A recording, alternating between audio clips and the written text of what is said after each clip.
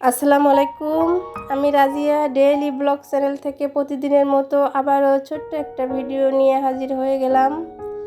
দেশ এবং দেশের বাইরে যে যেখান থেকে আমার এই ভিডিওটা দেখছেন অবশ্যই লাইক দিয়ে পুরো ভিডিও দেখবেন।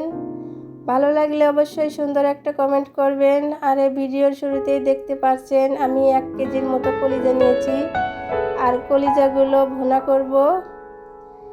আর এখানে কলিজাগুলো আমি ছোটো ছোটো টুকরো করে ভালো করে পরিষ্কার করে ধুয়ে নিয়েছি। ভালো করে নর্মাল পানি দিয়ে ধোয়ার পরেও কলিজার ভিতরে কিন্তু অনেক ময়লা থাকে। আমি এই যে হলুদ দিয়ে গরম পানি করে নিব, আর কি একটু গরম করে নিব। এই কলিজা থেকে কিন্তু প্রচুর ময়লা বের হয়। অবশ্যই গরম পানি দিয়ে আপনাদেরকে ধুয়ে পরিষ্কার করে নিতে হবে। এই যে দেখতেই পাচ্ছেন কত ময়লা বের হয়ে গেছে।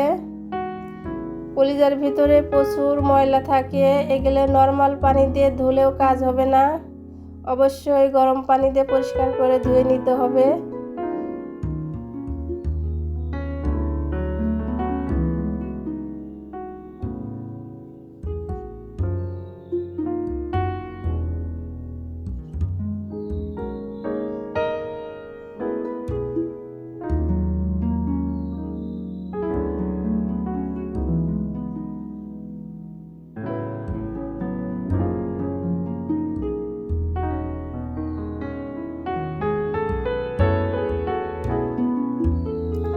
আর এই যে দেখতেই পারলেন কত সুন্দর করে পরিষ্কার করে ধুয়ে নিলাম। আর বাগারের জন্য এখানে রসুন পেঁয়াজ কুচি নিয়েছি। আর আমি ভুনা করব কলিজা, এখানে সব ধরনের মশলা নিয়েছি, মরিচের গুঁড়া, হলুদের গুঁড়া, লবণ, আদা পেস্ট, জিরা পেস্ট, ধনে গুঁড়া, গরম মশলা গুঁড়া। কড়াইয়ে তেল দিয়ে দিলাম। এখন রসুন পেঁয়াজ কুচিগুলো দিয়ে দিব।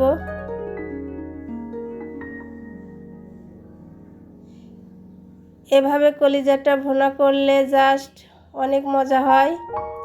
আপনারাও চাইলে আমার মতো এভাবে কলিজা ভুনা করে খেতে পারেন, মুখে লেগে থাকবে।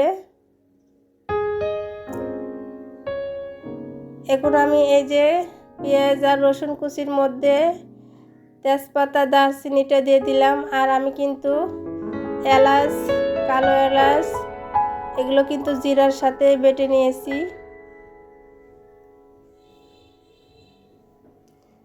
এখন সবগুলো মশলা আমি দিয়ে ভালো করে কষে নিব।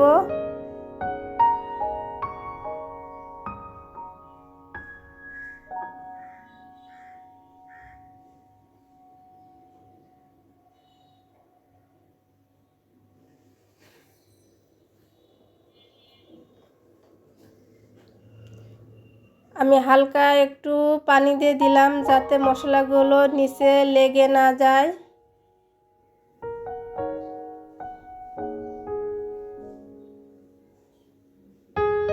আমি ঝালের জন্য কয়েকটা শুকনো মরিচ দিয়ে দিলাম, যেহেতু আমার মরিচের গুঁড়ায় ঝাল কম।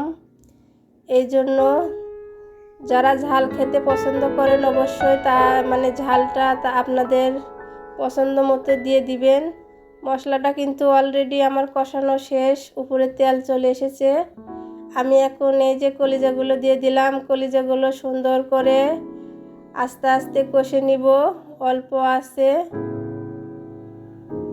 যাতে কলিজা যেহেতু শক্ত, কলিজার ভিতরে মশলাগুলো ভালোভাবে ঢুকে যায়।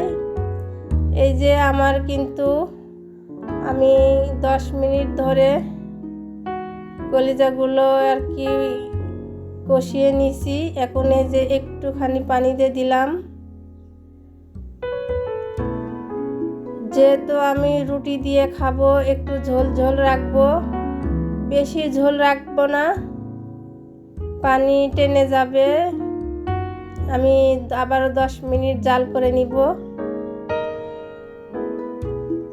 রান্নাটা কিন্তু আমার কমপ্লিট। আমি অফ ক্যামেরায় কিন্তু রুটিটা বানিয়ে নিয়েছি। রুটি বানার ভিডিওটা আর দিতে পারলাম না, ভিডিওটা অনেক বড় হয়ে যাবে। আমার রান্নাটা কিন্তু মাশাআল্লাহ অনেক সুন্দর হয়েছে, খেতেও অনেক মজা হয়েছিল। যাই হোক, ভিডিওটা এখানে শেষ করে দিব। আল্লাহ হাফেজ। সবাই ভালো থাকবেন, সুস্থ থাকবেন।